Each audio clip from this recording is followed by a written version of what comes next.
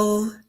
Hello there. Welcome to another episode of The Leaders World brought to you by Leaders World Institute. Today we are talking accountability without shame. Now, when you hear the word accountability, what comes to your mind? Well, for some, it's the elephant in the room. Well, what is your immediate reaction when you hear the word accountability? When you hear the word accountability, what's your immediate reaction, your immediate emotional reaction? For some, maybe they are thinking, I just feel tense when I hear the word accountability. For others, you feel like it's that time of the year where maybe you're going to the principal's office. What is your emotional reaction when you hear the word accountability? How does the word make you feel? Today, we are having that conversation about accountability. And we're not just looking at accountability, we are looking at accountability without shame.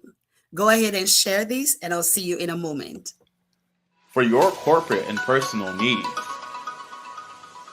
Leaders World Institute, changing lives, one leader at a time.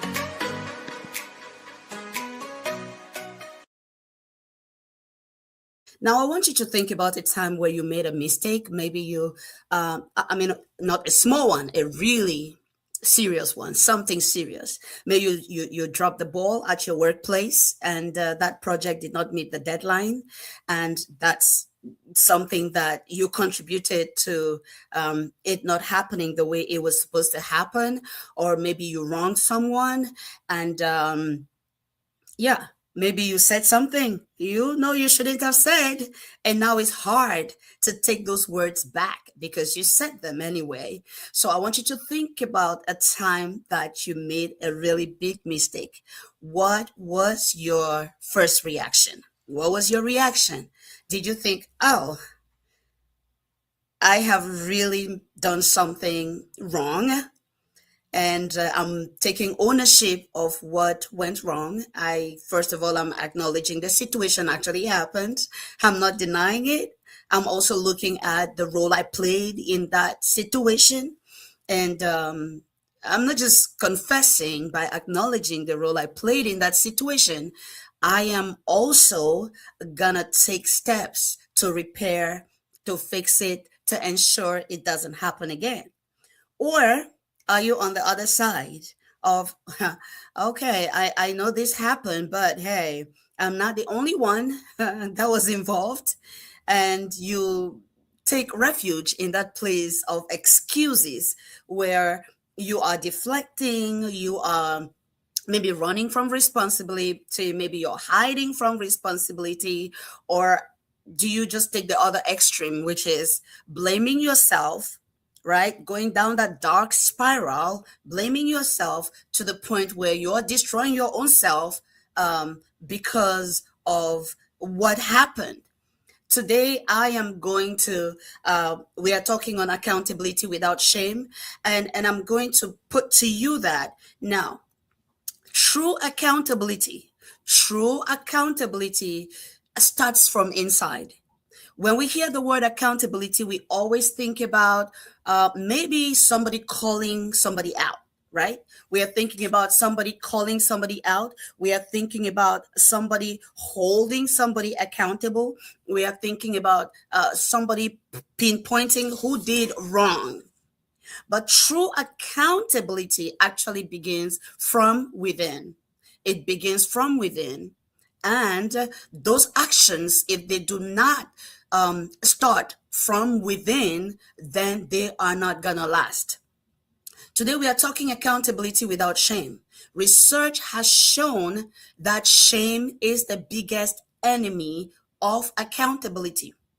I'm going to be giving credit today to Dr. Brené Brown's work, her research, and also Dr. June Price Taney, whose research have helped to clarify some of the fundamental concepts and principles that I'm going to be sharing today. So, true accountability, what does it mean to you? What does true accountability actually mean to you? True accountability is the honest acknowledgement that something actually happened, the honest acknowledgement that something really happened. So you acknowledge what actually happened. You don't deflect it. You don't deny it. The next step is acknowledging the role you played in that situation occurring. And also what you're going to do, right? What you're going to do to fix it. Because most times people would acknowledge that something went wrong, but the next thing is acknowledging their role in it. That's the hard part. It's easier to deflect. It's easier to hide. It's easier to flee. It's easier to run away from the situation. But why do people want to run away from the situation in the first place? Why do people want to run away from accountability? I discovered from observation and from research that people want to run away from accountability because it is tied to shame. Accountability is tied to shame in many people's experiences. And shame does not lead to growth. It does not lead to trust. It does not lead to real performance. So, to be able to help yourself to grow in your accountability and to learn to make progress and to come out of the situation better than you went into the situation, you want to ask yourself, how do I approach mistakes? How do I approach errors that I make? That's huge, right? That's huge. How many times have you actually asked yourself that question? Or how many times have you pondered about how you approach mistakes and how you approach errors? Many of us, including myself, we grow up in environments where mistakes are attached to shame, and accountability simply means shame. For instance, a child does something wrong, or let's say your beautiful bowl is broken, and by the time you come back home, you just discover it's in pieces. What do you do? What's the first thought that comes to your mind? What's the first question that you ask? Do you say, "Oh, what happened?" Or do you say, "Oh, who did this?" There is a difference, a big difference. Even though they sound like they are the same, they are different. It's different. Yes. Why is it different? It's different because what happened means you're focusing on the situation that happened. Who did this means you're focusing on the person that did it. And many of us have grown like that, and we've internalized accountability with shame, and it has not helped us at all to stand up and to own it up and to make things better when stuff happened. The difference between shame and guilt, as neuroscientists and psychologists are telling us, is that guilt is an emotion that says, "Oh, I have done something wrong. This situation, I contributed to it, and I am going to own up and fix it." But shame doesn't say, "I did something bad." Shame says, "I am a bad person." So while guilt is focusing on a specific situation, a specific behavior, shame is focusing on the identity of the person. So, how have you handled mistakes, errors in the past? Have you attached them to your identity, or have you been able to separate your identity from the errors, from the mistakes you've made? When we make mistakes and we did not learn to separate those mistakes from our identity, that is when shame shame comes in. Shame comes in to say, oh, you had that argument with your teenage child. Well, you are a bad parent. You see the difference? How do you approach mistakes? How do you approach errors? How do you approach accountability? While shame focuses on establishing the identity of the person in a negative light, guilt and conviction helps the person to acknowledge that what happened is not the best, to acknowledge that what happened is not the ideal situation and something should be done to fix it. So what are you running on? What's your gas? What's your fuel when you're facing situations of wrongdoing? Are you running on conviction and guilt, or are you running on shame and condemnation? How are you raising your children? Are you raising your children to understand how to own wrongdoing without feeling fear, without feeling shame, without feeling like the need to hide? What kind of environment are you curating for your business, for your workers, for your employees? Are you modeling a situation or an environment of psychological safety where people can speak up and they know that if they make a mistake, they can own up to it? They don't have to hide from the error because they are afraid of humiliation. They are afraid of shame. Now, research has also shown us that shame is a social emotion. And how do these social emotions work? A social emotion like shame that brings rejection and humiliation, where the identity of the person is attacked and affected, an emotion like that is actually processed in the same way that pain is processed. What am I saying? Research is showing that physical pain is shame, a social emotion like shame, humiliation, embarrassment, they are processed in the same way like physical pain. So the neural pathways that fire are the same for when somebody is experiencing that humiliation and shame and when they're experiencing physical pain. How does this concern us? This actually concerns us because when somebody is experiencing a physical threat, there is the fight or flight response. The fight or flight response. When you're experiencing physical pain, you want to protect yourself. That's what you're focused on. You want to protect yourself. So when people experience shame because of something that happened, maybe they dropped the ball and there is the blame game happening to shame the person. Oh, guess what? If you have that kind of environment at your workplace, be sure that people would want to hide wrongdoing. If you have that at home, be sure that your children will want to hide wrongdoing. If you have that in a relationship with a spouse, be sure that your spouse would want to hide wrongdoing. Accountability without shame. Now, there are three key components to accountability.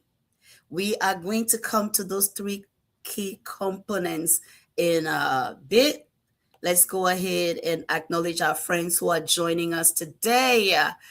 Okay. I can see Christy joining us from Florida. Please put in the comments, what do you think about accountability? And do you think we can actually have accountability without shame? Christy is joining us from LinkedIn. That's amazing. We also have Fabrice that's joining us all the way from Cameroon. Come on.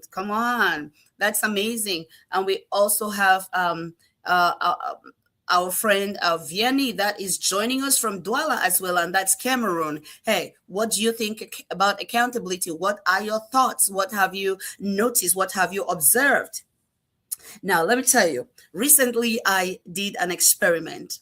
I just went on Facebook and I posted about accountability. What did I actually say? Okay, let me pull that up and let's see exactly what I said. I did not forget. Okay, I did not forget that I had to give us the three components of accountability. I'm gonna come back to that, but I wanted us to.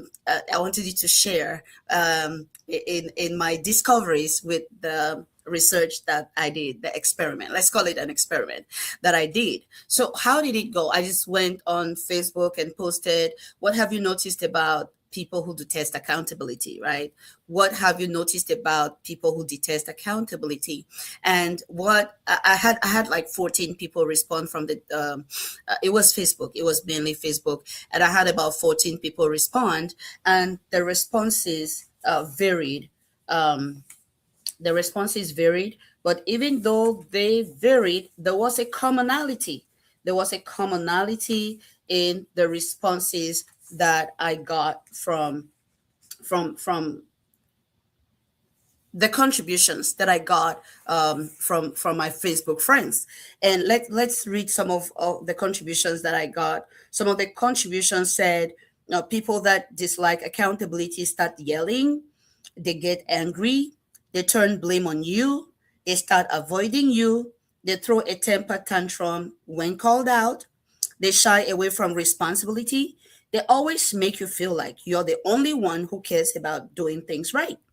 They will do everything they can to avoid it, even make you the problem.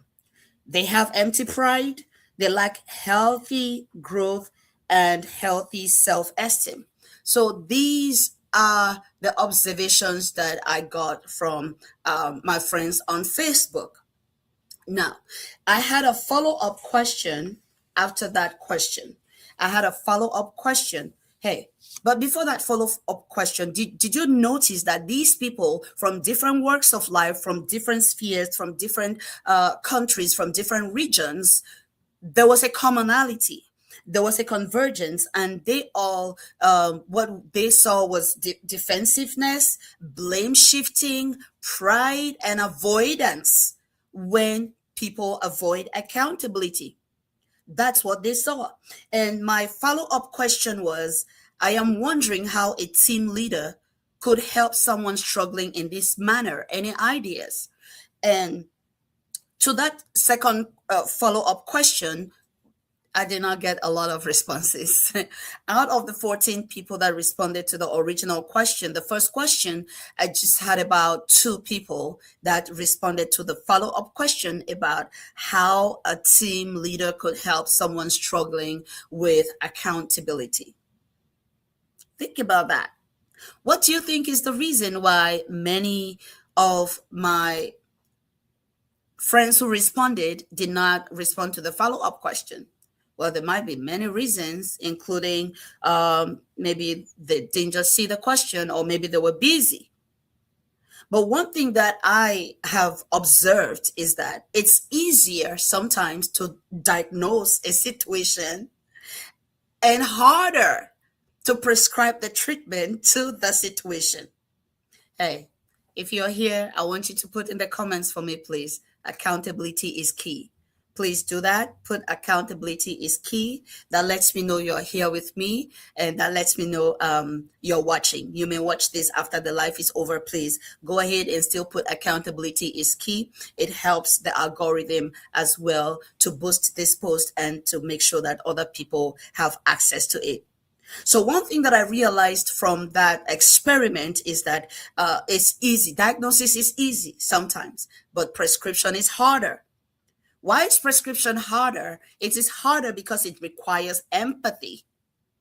Yes, it requires empathy for somebody that is maybe just involved in this situation where, maybe there is wrongdoing and now they need to face it. It needs empathy to be able to help that person. So it needs empathy, it needs vulnerability, and it needs commitment for us to be able to help a friend, a team member that is in a situation like that. Now, let's go back to the core elements of accountability. The key elements of accountability, the key components of accountability, we have three of them, three A's. The first one is acknowledgement. Yes. Acknowledgement, what does this mean? This means you acknowledge that something actually happened. You don't turn a blind eye like nothing ever happened. Because, yes, something actually happened. Acknowledge that something happened. Just stick to the facts. Don't wrap it up with emotions, because emotions have never been a good master. Don't wrap it up in emotions. Just state the facts. This actually happened. No matter how you feel, disconnect yourself from pouring your emotions in analyzing what happened. Just state the facts. Remember, if you dwell on analyzing with your emotions a little too long, what's going to happen is you might drift into that space called shame, where you're not only looking at the situation that happened, you are now actually analyzing your whole life, your whole existence, your whole identity, about who you are. And it never turns out well, because you're going to end up saying, "Oh, I am a horrible person." So what are we going to do? Number one, we are going to dwell on acknowledging the fact that something actually happened. Number two, answerability. Answerability. Answerability means this happened and I actually played a part in what happened. Even if the part that you played was 10%, it's still a role that you played. We find this a lot in when we are counseling like married couples, that sometimes it's hard for both partners or one of them to acknowledge the role they played in the whole dark spiral web that they are now finding themselves in. But if we want to grow out of what happened and be better and to do better, we have to acknowledge that something actually happened and then ask ourselves, by reflection, what role did I play in what happened? And when you reflect and ask yourself, what role did I play in this? The reason you're asking yourself, what role did I play, is not because you're trying to say, I did this, but A also did this, B also did this, C also did this, and D also did this. No. The reason you're reflecting on what happened is because you want to see yourself and the role that you played, not to deflect, not to run away, not to hide away, but to say, you know what? I am mature and I am a growing person. I have a growth mindset. I am going to continue to grow myself, even with this thing that has happened. And that's what I'm going to do. Answerability means you don't wait to be called out. You don't wait to be called out. So what we do is we don't wait to be called out. We own up, we show up, we show out in that situation and do the needful. Do the needful. Third, number three is action. Action, because just saying, "Oh, I know I did this," that would be confession, right? That would be confession. But confession without action is just vain performance. It's just vain performance.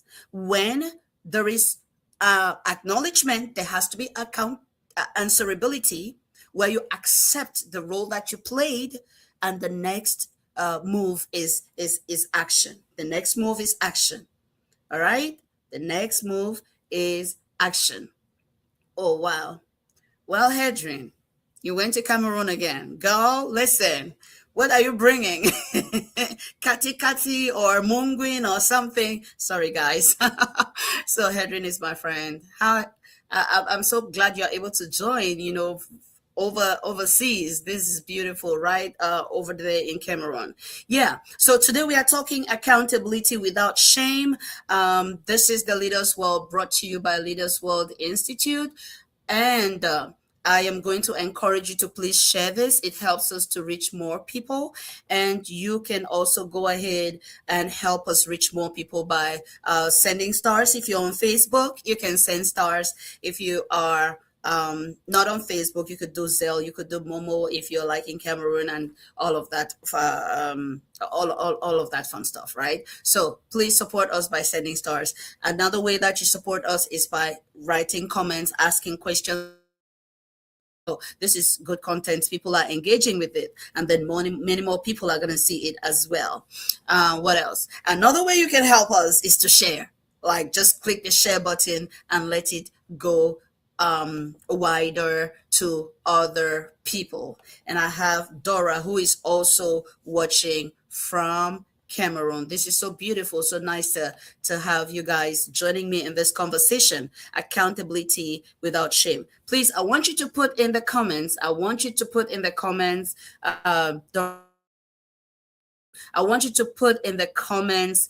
Please, what are your first thoughts when you hear the word accountability? What comes to your mind?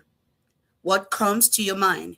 Today we are talking accountability without shame, because we have realized that most of us have been raised in environments where the word accountability was attached to shame. So that pushed us to not want to hold ourselves accountable. Meanwhile, true accountability is actually self-accountability, because accountability that says, oh, we have to hold this person accountable, we have to hold this person accountable for their wrongdoing, that is shame, that is punishment. True accountability comes from within, where you acknowledge the error, the mistake, the wrongdoing. You acknowledge, oh, I did not actually match my actions with my words. Yeah, I had said I was going to do this. I had said I was going to deliver the product by 6 p.m. on Wednesday. And this is 6 p.m. on Thursday. I haven't delivered the product. Well, accountability bridges that gap between what you promised and what you're actually doing. And if anytime you discover that that gap was that bridge was broken, you step up and you say, oh, I am gonna fix this. So we have seen the three components of accountability, and we will be right back in a moment. For your corporate and personal needs. Leaders World Institute, changing lives, one leader at a time.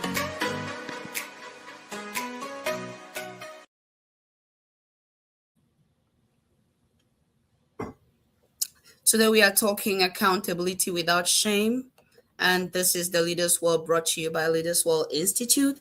I shared with us the experiment that I carried out about shame and how people approach accountability. Let's hear from friends watching. Okay. Dora says proactivity. When she hears accountability, she's thinking proactivity, and she's also thinking leadership. And I have Del Brando, Del Brando thinking own up to it no matter what. Oh, that's a huge one. Own up to it no matter what. And then we have Dora also saying she's thinking integrity when she thinks accountability. Now, accountability. In my studies, I came across a story. I came across a story, a story.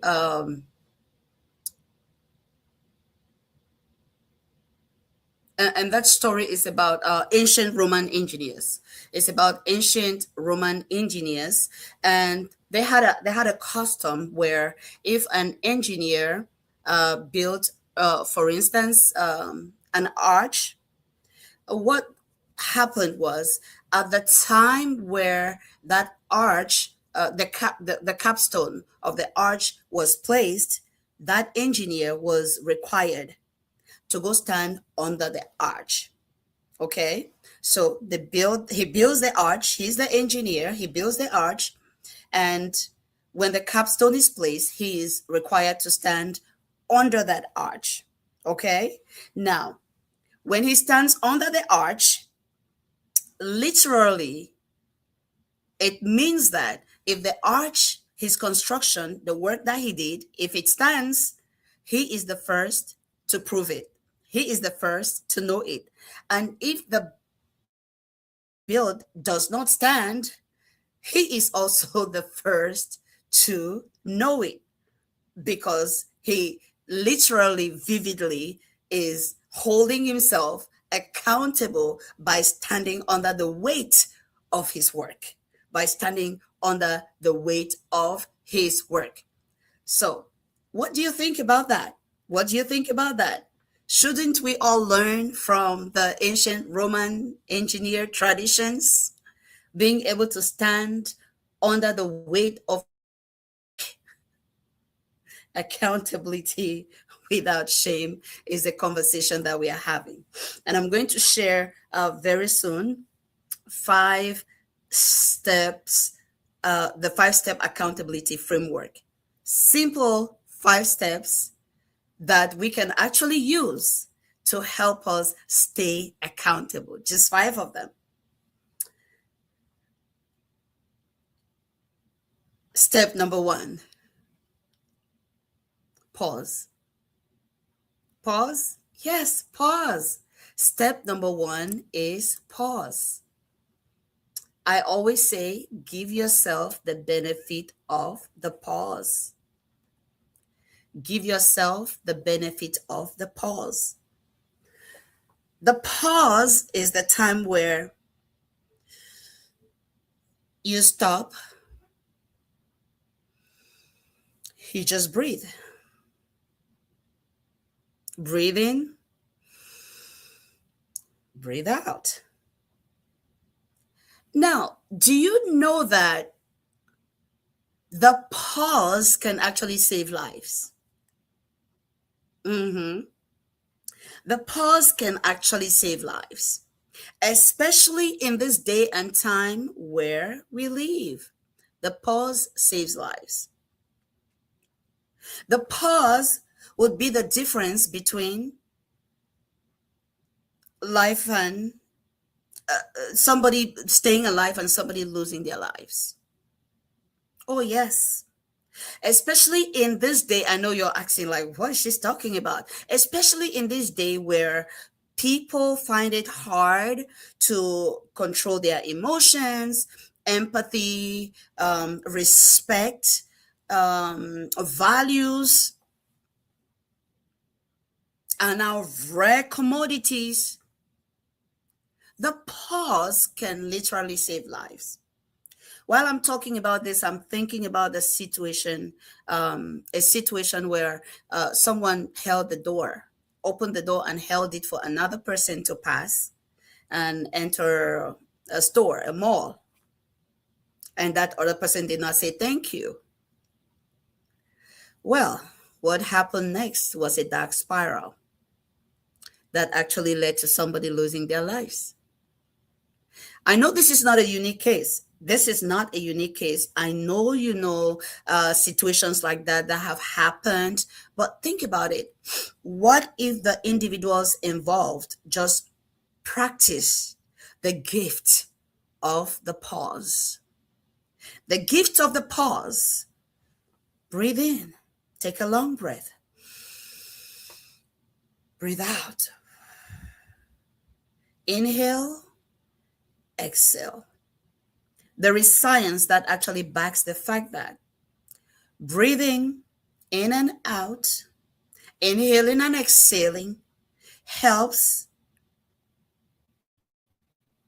your emotions to gain control all over in a hard situation, in a difficult situation. And I say, if you need to inhale 2 times, please, by all means, do it. Nothing stops you. Some would say count maybe from 1 to 10 and see, just make sure you're in control before you say what you want to say, before you act. Because when you are in control, there is stuff that you wouldn't say, even though you wanted to say them. There is stuff you wouldn't do, even though you wanted to do them.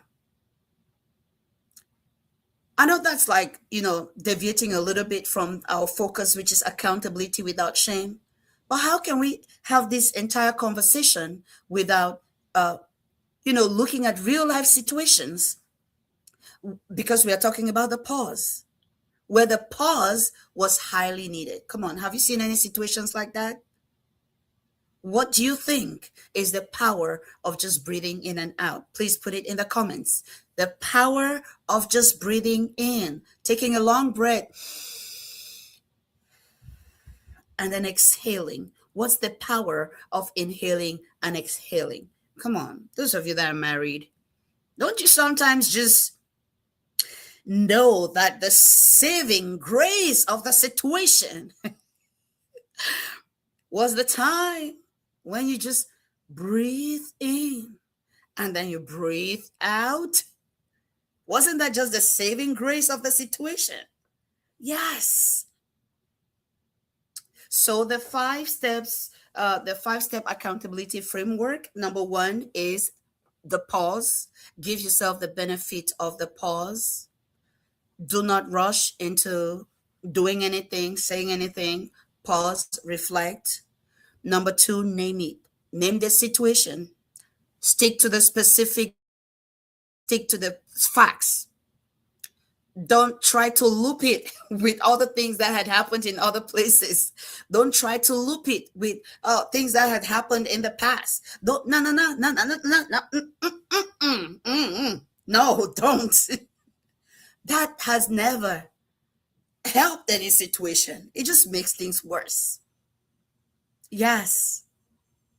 Oh, well, but last time you did this, and 2 years ago you did this, 4 years ago now you did this. Come on now. I thought we talked about it and we let it go. I thought this was already dealt with. Come on. All right. So we are looking at identifying, naming it, and then identifying the role that you played. Okay? The role you played. Pause, name it, identify your role. And we agreed already, right? Did we agree? Yes. If you agreed that you have to identify your role instead of escaping, instead of fleeing, instead of deflecting, instead of pushing excuses, instead of pointing pushing blame, pointing fingers. If you agree that you have to acknowledge your role, I want you to put in the comments. Now, you're going to hold yourself accountable even for your future mistakes. Can you put yes for me in the comments, please? And I'm going to put yes in my own comments too. Yeah. I better do that. Yes, I'm going to hold myself accountable. I'm going to hold myself accountable. Yes, that's what I'm going to do.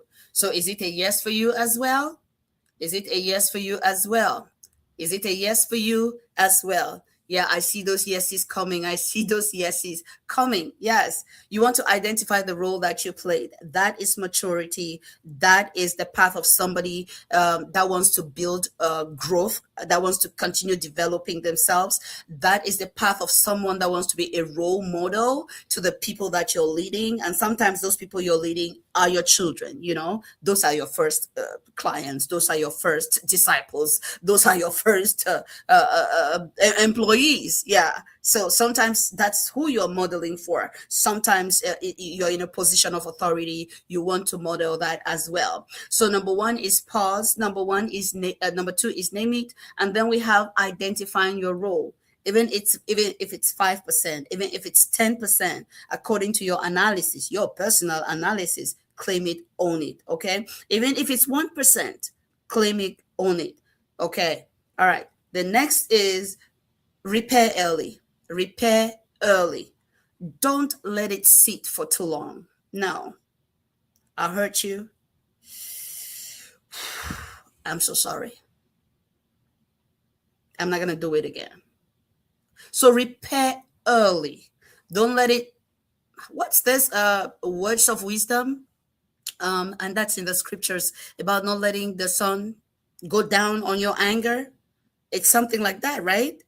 Not letting the sun go down on your anger. You want to repair early. You don't want to let it sit. You don't want to let it remain there. Because I know sometimes the pain is deep. Sometimes what was done, or maybe what was done to you, is now you're on the opposite side, right? You are the one that was hurt. Okay. Sometimes the pain is deep. Even in that case, you want to seek healing early. Yes. So repairing early is always to the advantage of the person that is involved. So keeping it, holding it, and wanting it to spiral, it's not the path of growth. It's not the path that builds trust. It's not the path of peak performance. The path of peak performance says repair early. And then point number 5 is learn, learn, learn, learn, and learn. Okay. It's not what happens, but what you learn from what happened that actually serves you. So if you keep being in the same situations and you did not learn from what happened, then chances are it's going to keep happening again, right? It's going to keep happening over and over again. It's going to keep repeating itself. It's going to be like a vicious cycle. And come on now, don't tell me it's your uncle in the village that's making you to always be telling lies to people. I'm just kidding, okay? I'm just kidding. Yeah, but what we're saying is learn from the situation and then let go, okay? Learn and then let go. I'm going to say it again. Learn. You're going to repair early. You're going to learn, and then you're going to let go. Because letting go is crucial. Letting go is you ensuring that that situation, that thing that happened, that specific behavior that occurred doesn't define your identity. Because if you do not learn and let go, then that's going to spiral into that one situation, into that one specific thing that happened, to want to entirety of who you are. Oh, and just to help you remember, you are brave, you're powerful, you're beautiful, you are accountable, you are strong, you have a growth mindset, you are somebody that is trustworthy, you are somebody people can rely on. You've got this. You're going to push to your next level. That is who you are. I want you to put in the comments for me who you truly are. Who are you? Who are you? Who are you? So we just looked at the 5-step accountability framework. Let's see, friends who are joining us at this time. Okay. We also see the Leaders World University is here with us. That's beautiful. Yes, keep sharing. Keep sharing. We just have a few more minutes. If you have a question, please go ahead and ask that question. I see Dora is, oh, okay. I also see FOPA is joining us. FOPA says taking responsibility. Absolutely. That's what we want to do. And Dora says the pulse can literally save lives. Absolutely. And it's, yes, this is rooted in neuroscience. It's rooted in emotional intelligence as well. And yes. And it comes with a lot of discipline. This comes with a lot of discipline, a lot of practice. Okay. And The pause helps you to control, to keep situations under control. The pause helps you to keep situations under control. And we see Mosoke Lucas Leonga joining us. And that's beautiful. If you have a question, please go ahead and put your question in the comments. And we just have a few more minutes, maybe 10-15 minutes to the end of this episode, Accountability Without Shame. And we have established that shame is an enemy to accountability. And we have to learn to differentiate between shame and guilt, where guilt is, oh, yes, I feel bad that something bad happened.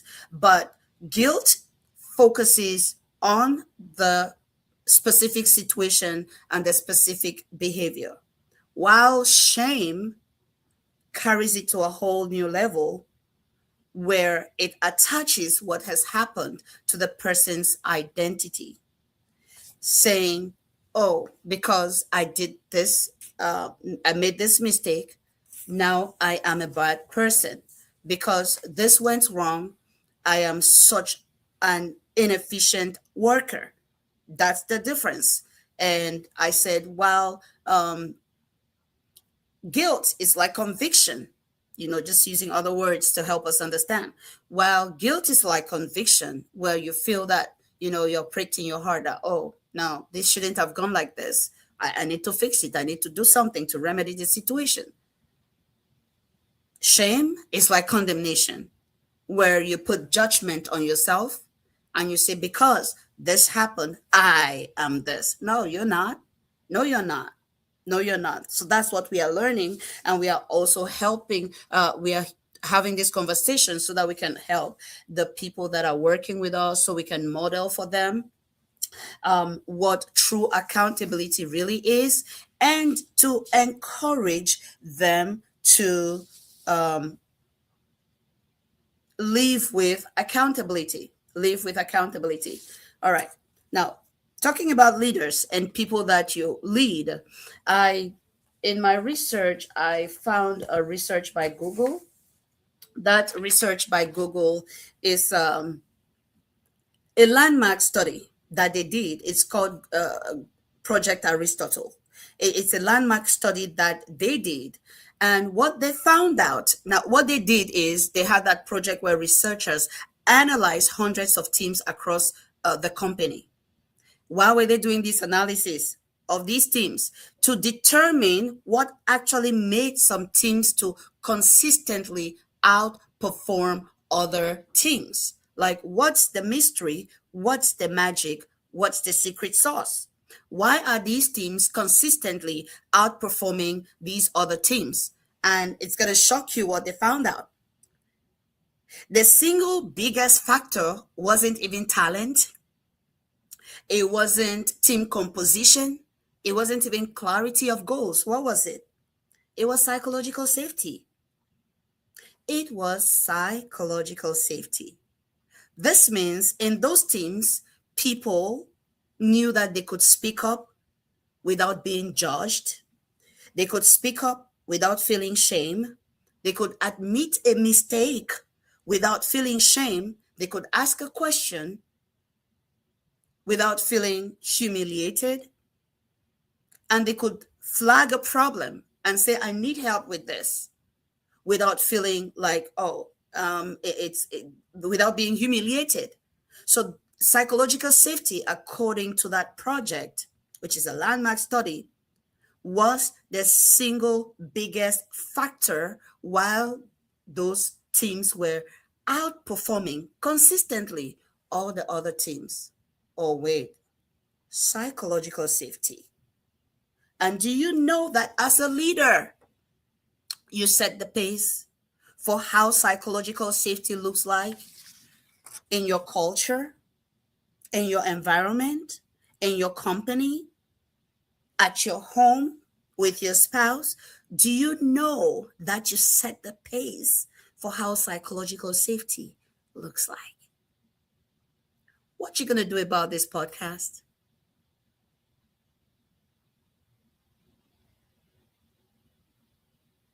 What I want you to do is treat yourself with truth and grace. Treat yourself with truth and grace. Another research by Dr. Christine Neff at the University of Texas. Now, Dr. Christine is one of the leading scholars on self-compassion. Now, the research found that people who treat themselves with compassion after failure are more likely to take personal responsibility. They are more likely to acknowledge their mistakes honestly, and they are more likely to commit to doing better. Meanwhile, the opposite was true about people who engaged in harsh self-criticism. So when I talk about grace and truth, what I'm saying is don't deny the facts, don't run away from it. Hey, give yourself grace. Don't let your emotions entangle you in a web that will take you down depression, that will take you down struggling with a low self-esteem and all of that. I was sharing with someone, I think it was last week. I told them, I said, you are the only person you've got. Think about that. So how you treat yourself matters a lot. How do you want to treat yourself? Are you going to treat yourself with truth, yet employ grace? Yes, forgiving yourself, letting go, releasing, or are you going to hold on to it? You see, look at my face. It looks hard, right? It's really hard when you hold on to it. No, let it go so you can sparkle, so your smile can come back. Let it go so you can sparkle. Remember,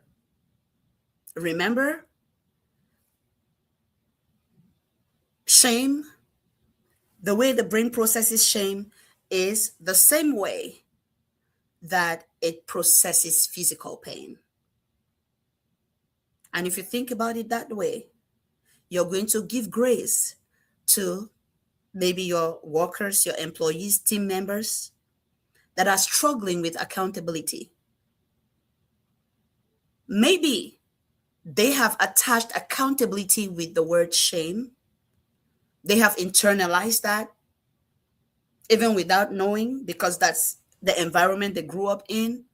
So their first response to when something wrong happens is they associate that immediately. Instead of holding themselves accountable, when they think of accountability, they associate it with shame. And therefore, what they want to do is they want to protect themselves from that negative feeling. They want to flee. They want to fight. They want to run. They want to attack others. They want to avoid the situation. The last thing they want to do is to face it. No, they don't want to face it. They don't want to face it. Friends, we are drawing close to our conversation today on accountability without shame. Accountability without shame. Thank you so much for joining me today in this conversation. And I hope that this is going to help you for yourself first, and then for other relationships that you have, like relationships with your team members, relationships with, maybe a spouse, relationship with your family members, and all the people around you. You've got this. I believe in you. And I know that accountability is the way you're going to build trust, is the way you are going to stay strong in your own growth, is the way you are going to remain in peak performance. And on that note, I'll see you in the next live. God bless you.